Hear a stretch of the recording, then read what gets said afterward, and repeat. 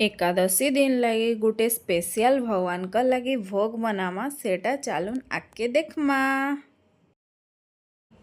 पहला गाजर के भल से धोई दमा, तार परे तार सबू चुपा भल करी छड़े दमा। आउ ताहाके छोट छोट करी कुरारे कुरी दमा।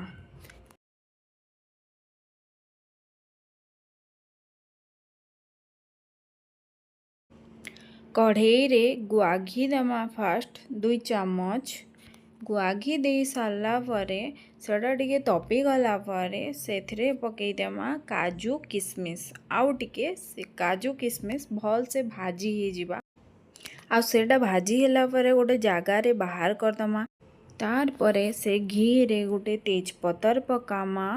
तेजपतर पड़ला परे कुरा हेथिबा हमर गाजर के पकामा। आउ गाजर के टिके भल से घाटी देमा। गाजर आउ घी भल से मिसी हबार के दमा। आ मिसी गला परे सेथिरे पकामा फुटा हेथिबा ठंडा मिल्क। तार परे चीनी जेतकी लागबा आपण माने जेतकी मीठा खाइसन से हिसाब रे पकाबे। आउ टिके टेस्ट बढ़ावा लगी सेथिरे पकई दमा टिके नून। आउ टिके पकामा गोलमरीच रो पाउडर। सेटा बास्ना भल हवा लगी 2-3टा इलाची कुटी करी पकई दमा सेथिरे। Milk powder 2 चामच पकामा। तार परे आउ जेन आमे भाजी कर रखिथिबा काजू आ किसमिस के पकई देमा। सबू के भल से घाटी देमा और ताके 5 मिनट कुक हवा लगे छाड़ी देमा।